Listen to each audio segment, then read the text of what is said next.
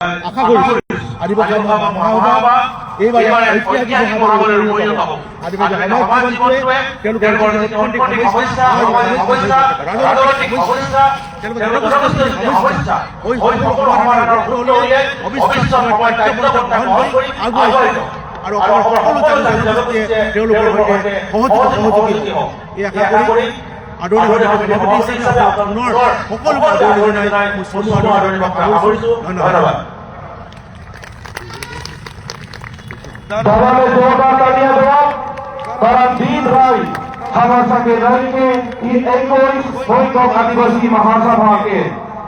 अच्छा से सुंदर से सजाए के बहुत बहुत कष्ट नहीं है शेर दादा के और एक बार जोरदार तालियां से धन्यवाद दो प्रधानमंत्री समिति सदस्य आदिवासी छात्र संघ केंद्र कमिटी के संपादक के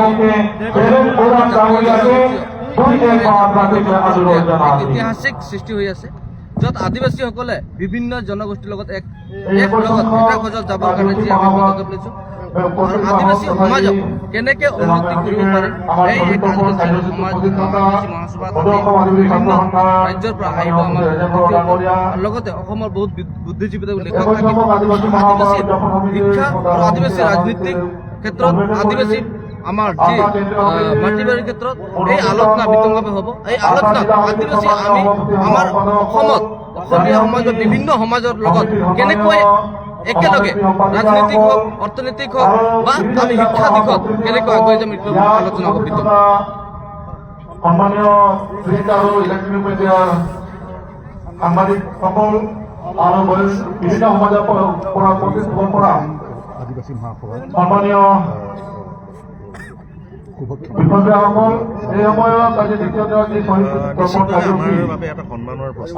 উদযাপন সমিতিয়ে আদিবাসী বসুদায়িত্বক অৰ্পণ কৰিছিল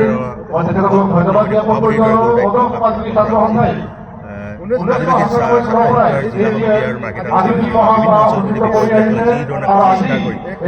এই যিটো বৃহৎ অনুষ্ঠান গঢ়ি তুলিছে নিশ্চিতভাৱে কলাকলি গতিকে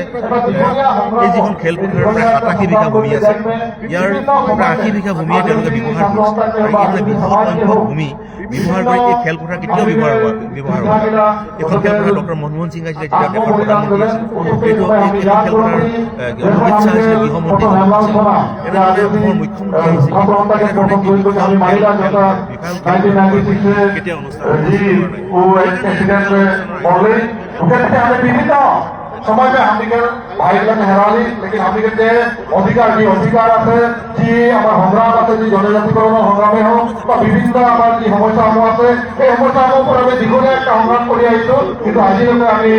আমাৰ ন্যায় পোৱা নাই আৰু এই সংগ্ৰাম অব্যাহত থাকিব যেতিয়ালৈকে আদিবাসী ছাত্ৰ সন্থাৰ এই পতাকা যেতিয়ালৈকে উত্তোলন হৈ থাকিব বা এই পতাকাৰ তলত আমি যেতিয়ালৈকে একত্ৰিত হৈ থাকিম এই সংগ্ৰামৰ সদায় যিবিলাক আমাৰ জাতীয় শ্বহীদ